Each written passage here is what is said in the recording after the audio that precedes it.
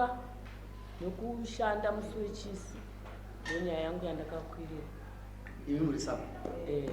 Imi muri Sabhuku ndiri pakati. Ndiri mai Musonza ndabva kuMangirasi village. Mangirasi village. Komana anotuka. Komana Kedhi anotuka.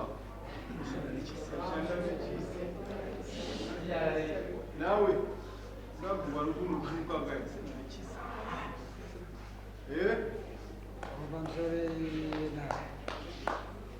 Shua kutuka kana wachawanda katuka pana zvakaitika ndisanganidzano nawo kuti nditaure mazwi akaipa namai vangu. Kasa watuka hapo?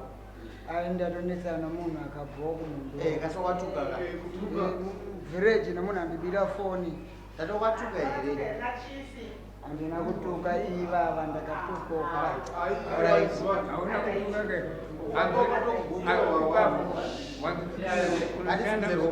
Wanzunoshanda futi musochisi iweyo pamusoro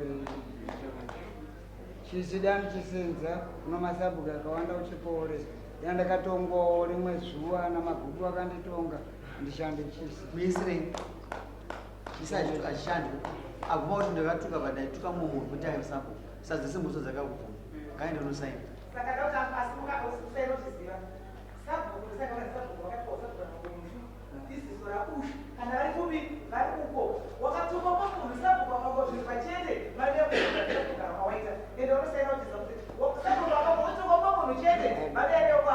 pamusoro changami inini handiti ndirona kusaina handira kuti ndatuka ava ndaamai vangu handiti mirai kamusandivharidzira ndaamai mirai taure ndipei kamukana munondirambidza kutaura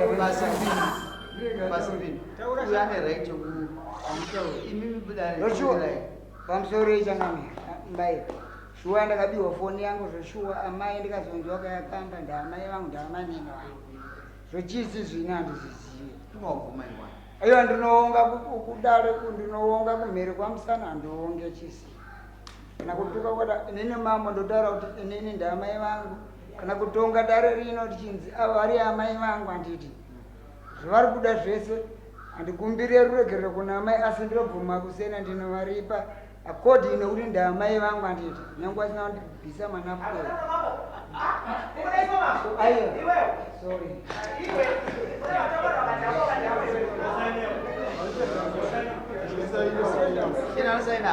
Andosana chinzwa kuti manitaja chipo. Ayo azokusvika ndakuregera nokuti wakanwa udhara kudare mbedu hatitendere kumwa kusvika kudare saka ndakuregera una moso chisaina uende. Ndachitaura pamusoro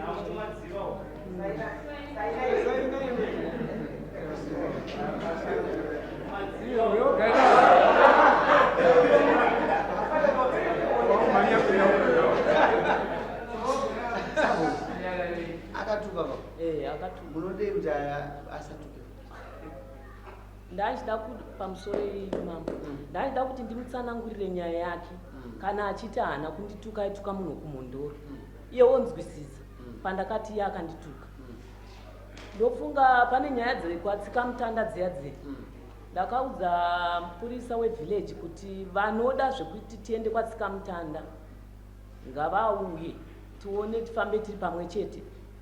Vanhu vakauya tikati ngakuitwa macontributions kune vanoda kuti tsika mutanda auye. Sangasana yemurume vakaramba. Tsika mutanda akauya kudhi hakuna kana mumwe chete akaenda. Asi murume uyu muna July akatanga kutukirira muvillage zvikanzi mairamba kuti muende kwatsika mutanda makanga muri ani ende munei maakubatwa nenyaya yestendi yangu yandakatenga kwachakonda ezvinezvi ndinoda kutenga kombi yangu kunditadzisa nekuti makaramba kuenda kwatsika mutanda. Ndokutuma mupurisa wevillage ndikati enda munomuudza uye titaurirani kuti zviri kufamba sei. Ndomba atsiurwa very day raakatsiurwa racho ndomba atanga akutodudza inini chaiye. Ndomba ndamuendera ndomba ndanomuvheneka netochi ndikati waita zvako mwanangu nekundituka kwadi kwawaita ndazvinzwa asi muroora wangu aripo nemwana wangu vese vaive varipo zvichinzikwa nemunhu wese muvillage.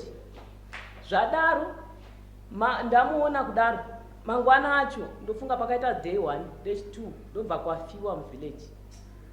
Pavillage panhamo chaipo chaipo pakazara vanhu.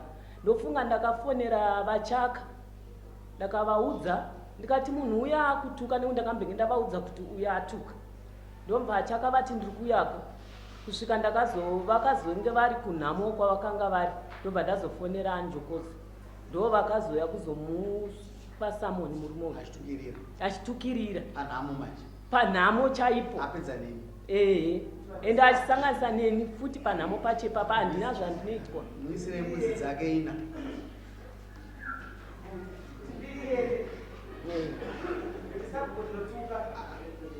anokwambata muswa 8 mbudzi anga ibatwa muswa 8 mutwixtime akwambata ungabata mbudzisi wanzwa here mfana apa pakapakwana iyeyo ane inaka ibodzi papo ndikuti akatenda NeChisi anotipa mbudzi yeNeChisi natundidza amaya kutukirira munyika mavo zva 8 akasauya akomana chaizva munoita sumuka avo zva 8 amai